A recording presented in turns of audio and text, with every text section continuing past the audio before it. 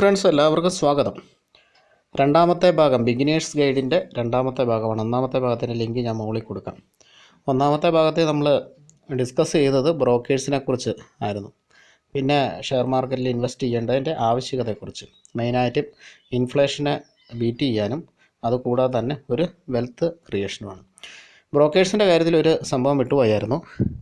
ഒന്ന്, നമ്മൾ full service broker ഉണ്ട് എന്ന് പറഞ്ഞ് അവർക്ക് ബ്രോക്കറേജ് കുറച്ച് കൂടുതലാണ് എന്ന് പറഞ്ഞു. പക്ഷേ അവർ എല്ലാ കാര്യത്തിലും നമ്മളെ സപ്പോർട്ട് ചെയ്ത് നമ്മളെ ഹെൽപ്പ് ചെയ്യും. രണ്ടാമത്തെ നമ്മൾ പറഞ്ഞത് ഡിസ്കൗണ്ട് ബ്രോക്കറാണ്. അവർ എല്ലാ കാര്യത്തിലും ഒന്നും നമ്മളെ ഹെൽപ്പ് ചെയ്യില്ല. ഷെയർ വാങ്ങുകയും വിൽക്കുകയൊക്കെ നമ്മൾ തന്നെ ചെയ്യണം. ഓക്കെ, രണ്ടുപേരും നമുക്ക് ട്രേഡിംഗ് പ്ലാറ്റ്ഫോം തരുന്നുണ്ട്. ഇയർലി മെയിൻ്റെനൻസ് ചാർജ് താരതമ്യം വലിയ കൂടുതലൊന്നുമില്ല.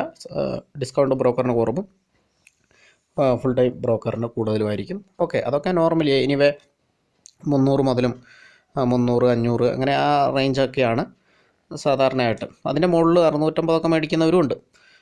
ഓക്കെ, ഇയർലി മെയിൻ്റെനൻസ് ചാർജ് ഇതൊക്കെ ബ്രോക്കർക്ക് നമ്മൾ പേ ചെയ്യേണ്ടതാണ്. അതുകൂടാതെ തന്നെ നമ്മൾ ട്രേഡ് ചെയ്യുമ്പോഴും ഇൻവെസ്റ്റ് ചെയ്യുമ്പോഴും അവർക്കൊരു ചെറിയൊരു ബ്രോക്കറേജ് പോവും, കമ്മീഷൻ പോവും. ഇതൊക്കെയാണ് അവരുടെ വരുമാന മാർഗ്ഗങ്ങൾ. അപ്പോൾ ഈ ഡീറ്റെയിൽസൊക്കെ ഗൂഗിൾ ചെയ്ത് നമുക്ക് കണ്ടുപിടിക്കാവുന്നതാണ്. അപ്പോൾ കഴിഞ്ഞ വീഡിയോയിൽ ഒരു 10-11 ബ്രോക്കേഴ്സിൻ്റെ ലിസ്റ്റും ഫോൺ നമ്പറും ഞാൻ കൊടുക്കുന്നുണ്ട്. അവരുടെ ബ്രോക്കറേജൊക്കെ സുഖമായിട്ട് ഗൂഗിൾ ചെയ്തിട്ട് ഈസി ആയിട്ട് കണ്ടെത്താവുന്നതാണ്. അങ്ങനെ നമ്മളൊരു ഡിമാറ്റ് അക്കൗണ്ട് എടുത്തു കഴിഞ്ഞാൽ മാത്രമേ നമുക്ക് ഇന്ത്യൻ ഷെയർ മാർക്കറ്റിൽ ഇൻവെസ്റ്റ് ചെയ്യാൻ പറ്റുള്ളൂ. ഇൻവെസ്റ്റിങ്ങിനും ട്രേഡിങ്ങിനും ഡിമാറ്റ് അക്കൗണ്ടിൻ്റെ കൂടെ ട്രേഡിംഗ് അക്കൗണ്ട്. പിന്നെ ഈ അക്കൗണ്ട് എടുക്കാൻ വളരെ ഈസിയാണ്. ഇവരുടെ നമ്പറിലേക്ക് വിളിച്ച് പറഞ്ഞാൽ മതി, വേറെ ഒന്നും ചെയ്യേണ്ട കാര്യമില്ല. നമുക്ക് ഇപ്പോൾ ബാങ്ക് അക്കൗണ്ട് എടുക്കുന്ന കഴിഞ്ഞും വളരെ ഈസി ആയിട്ട് തന്നെ ഡിമാറ്റ് അക്കൗണ്ട് എടുക്കാം. ഇതിന് ആവശ്യമുള്ള സാധനങ്ങൾ നമ്മുടെ photo, Aadhaar card, pan card, bank statement അല്ലെങ്കിൽ ക്യാൻസൽഡ് ചെക്ക്, ഇത്രയും സംഭവങ്ങളൊക്കെ ആവശ്യമുള്ളൂ. ഐഡൻറ്റി കാർഡ്, ഓക്കെ, അത് ആധാർ കാർഡ് കൊടുക്കുന്നുണ്ടല്ലോ. അപ്പോൾ ഇത്രയൊക്കെ കാര്യങ്ങൾ ആവശ്യമുള്ളൂ. നമ്മുടെ ബാങ്ക് അക്കൗണ്ട് നമ്മുടെ പേരിൽ തന്നെ ആയിരിക്കണം. ആധാർ കാർഡോ ഡിമാറ്റ് അക്കൗണ്ട് വേണ്ട, അയാളുടെ പേരിൽ തന്നെ ആയിരിക്കണം. അതുപോലെ തന്നെ പേരിലും സൈനിലും ഒന്നും അവിടെ ഇവിടെയും വ്യത്യാസം ഉണ്ടാകാൻ പാടില്ല. പാൻ കാർഡിലുള്ളത് തന്നെ ആയിരിക്കണം, ആധാർ കാർഡിലും അത് തന്നെ ആയിരിക്കണം, ബാങ്കിലും അങ്ങനെയുള്ള സംഭവങ്ങളാണ്. എല്ലാം അത് സെയിം ആയിരിക്കണം. അതിൽ വ്യത്യാസം ഉണ്ടെങ്കിൽ ഡിക്ലറേഷൻ ഫോമും കാര്യങ്ങളൊക്കെ ഉണ്ട്, അത് ഫില്ല് ചെയ്ത് കൊടുത്താൽ മതി. അപ്പോൾ ഇങ്ങനെ നമുക്ക് ഡിമാറ്റ് അക്കൗണ്ട് എടുത്തിട്ട് ഷെയർ മാർക്കറ്റിൽ ഇൻവെസ്റ്റ് ചെയ്യാം. പിന്നെ ഇതിൽ ഒരു ബ്രോക്കറെ വിട്ടുപോയി, അതാണ് സബ് ബ്രോക്കർ. സബ് ബ്രോക്കർ എന്ന് പറഞ്ഞാൽ വലിയ ബ്രോക്കർ കമ്പനികൾ അവർ ഓരോ പേഴ്സണെ ആയിട്ട് വെക്കും. ഇപ്പോൾ ഫോർ എക്സാമ്പിൾ എന്നെ അങ്ങനെ വിളിച്ചിട്ടുണ്ടായിരുന്നു. യൂട്യൂബ് ചാനലൊക്കെ കണ്ടിട്ട് ഇപ്പോൾ ഒരു ബ്രോക്കിംഗ് ഫേം എന്നെ വിളിച്ചിട്ടുണ്ടായിരുന്നു. സബ് ബ്രോക്കർ ആകാൻ പറ്റുമോ എന്ന് ചോദിച്ചിട്ട് വിളിച്ചിട്ടുണ്ടായിരുന്നു. അപ്പോൾ എനിക്ക് അവർ ലൈസൻസ് തരുവാണ്. അതായത് അവരുടെ ഇപ്പോൾ ക്ലയൻസിനൊക്കെ അവർക്ക് വേണ്ടിയിട്ട് എനിക്ക് ക്യാൻവാസ് ചെയ്യാൻ പറ്റും. ഓക്കെ, അങ്ങനെ ക്യാൻവാസ് ചെയ്യുമ്പോൾ അവർക്ക് കിട്ടുന്ന ബ്രോക്കറേജിൻ്റെ ഒരു നിശ്ചിത ചെറിയൊരു ശതമാനം അവർ എനിക്ക് തരും. അതാണ് എനിക്കതുകൊണ്ടുള്ള ഗുണം. അവർക്ക് എന്നെ കൊണ്ടുള്ള ഗുണം എന്താണെന്ന് വെച്ചിട്ടുണ്ടെങ്കിൽ ചാനലൊക്കെ ഉണ്ട്, യൂട്യൂബ് ചാനലൊക്കെ ഉണ്ട്. അപ്പോൾ ഈ കാര്യങ്ങൾ പുറത്ത് പറയുമ്പം സഹായം, ഇപ്പം കുറച്ച് ഇതിനെപ്പറ്റി ഒട്ടും അറിയില്ലാത്തവർക്കൊക്കെ ചിലപ്പം ഹെൽപ്പ് വേണമെങ്കിൽ ഞാൻ ത്രൂ എടുക്കുമ്പോൾ ഉള്ള ഗുണം എന്താണെന്ന് വെച്ചിട്ടുണ്ടെങ്കിൽ എന്നെ അവർക്ക് വിളിച്ചിട്ട് അപ്പം ഞാൻ അവരെ ഹെൽപ്പ് ചെയ്യും. കാരണം ഞാൻ ത്രൂ ആണല്ലോ എടുക്കുന്നത്. ഇവരെന്തെങ്കിലും ചെയ്ത് കഴിഞ്ഞാൽ ഒരു ചെറിയൊരു പൈസ എനിക്ക് കിട്ടുന്നതാണല്ലോ, അപ്പം ഞാൻ ഹെൽപ്പ് ചെയ്യും. അപ്പോൾ അങ്ങനെ ഉള്ളവരാണ് ഈ സബ് ബ്രോക്കർ എന്ന് പറയുന്നത്. മെയിൻലി പേഴ്സൺസ് ഒക്കെ ആയിരിക്കും. ഓഫീസ് ഒന്നും വേണമെന്നില്ല അതിന്. ഓഫീസ് വെച്ച് വളരെ വലിയ രീതിയിൽ ചെയ്യുന്നവരുണ്ട്. എനിവേ ഓഫീസ് ഇല്ലാതെയും ചെയ്യുന്നവരുണ്ട്. കുറച്ച് ക്ലയൻസിനൊക്കെ കിട്ടുന്ന ഒരു സംഭവം. അപ്പോൾ ഈ സബ് ബ്രോക്കർ ത്രൂവും നമുക്ക് അക്കൗണ്ട് എടുക്കാൻ പറ്റും. അങ്ങനെ ഇപ്പോൾ ഒരുപാട് പേര് ചെയ്യുന്നുണ്ട്.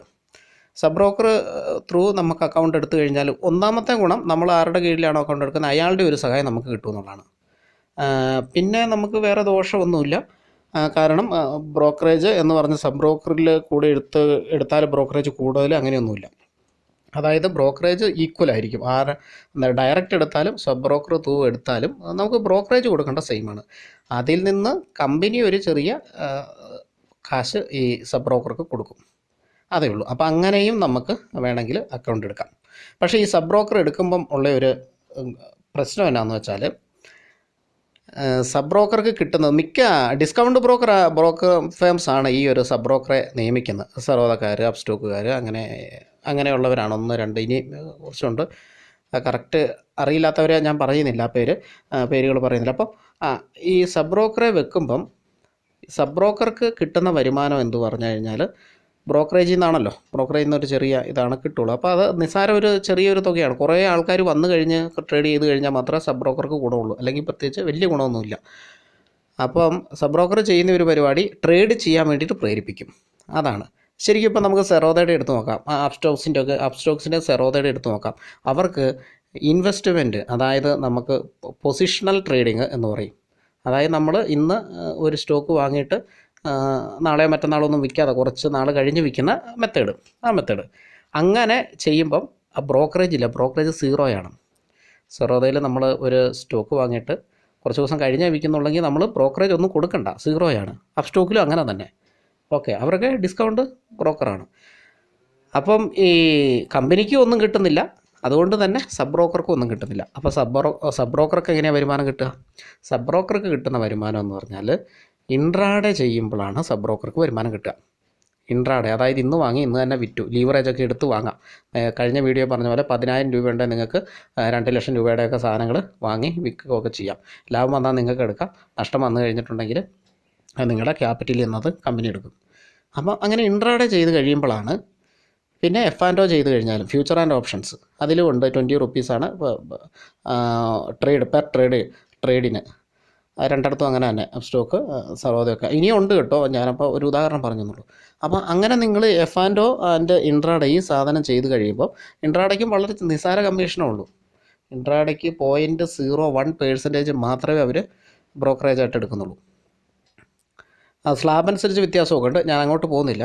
അപ്പോൾ വളരെ ചെറിയ കമ്മീഷനുള്ളൂ. ആ കമ്മീഷൻ കമ്പനിക്ക് കിട്ടണമെങ്കിൽ നിങ്ങൾ ഇൻട്രാഡേ ചെയ്യണം, അല്ലെങ്കിൽ ഫ്യൂച്ചർ ആൻഡ് ഓപ്ഷൻ ചെയ്യണം. അപ്പോൾ സബ് ബ്രോക്കർ ഇത് ചെയ്യാൻ വേണ്ടിയിട്ട് ഡയറക്റ്റ്ലി ഓർ ഇൻഡയറക്റ്റ്ലി നിങ്ങളെ പ്രേരിപ്പിക്കും. അതാണ് ഒരു പ്രശ്നം, ഞാൻ കണ്ടേക്കുന്ന ഏറ്റവും വലിയ പ്രശ്നം അതാണ്.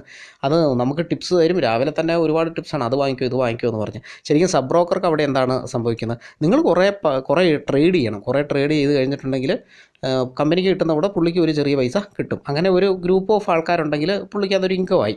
10-200 പേരൊക്കെ ഉണ്ടെങ്കിൽ പുള്ളിക്ക് അതൊരു ഇൻകമായി. അപ്പോൾ നിങ്ങളെ ട്രേഡ് ചെയ്യാൻ നിർബന്ധിക്കും. അതിനൊരു പ്രശ്നവുമില്ല.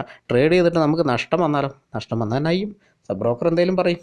അത് പിന്നെ മാർക്കറ്റ് അങ്ങനെ പോയില്ല, വോളാറ്റൈലായിരുന്നു, അത് പിന്നെ അങ്ങനെ പോയിട്ട് പിന്നെ തിരിച്ചു വന്നു, സ്റ്റോപ്പ് ലോസ് അടിച്ചിട്ട് പിന്നെ ടാർഗറ്റ് അടിച്ച് എന്നാ ചെയ്യാൻ പറ്റും?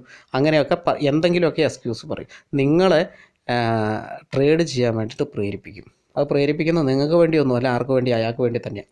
ഞാനിതേവരെ സബ് ബ്രോക്കർ ഇത് എടുത്തിട്ടില്ല കേട്ടോ, ഏജൻസി എടുത്തിട്ടില്ല. ഈ ഒരു പ്രശ്നമൊക്കെ ഉള്ളതുകൊണ്ട് ഞാൻ അത് തൽക്കാലം പെൻഡിങ് വെച്ചേക്കുവാണ്. ആലോചിച്ചിട്ട് മാത്രം ഏറ്റവും നല്ല ബ്രോക്കർ ഏതാണെന്നൊക്കെ എന്നെ അറിയിക്കുവാണെങ്കിൽ ഞാൻ അവരുടെ കിട്ടുമോ നോക്കാം. അവരുടെ കിട്ടുവാണെങ്കിൽ എടുക്കാം, അല്ലാതെ അവരുടെ എടുക്കാൻ എനിക്ക് താല്പര്യമില്ല.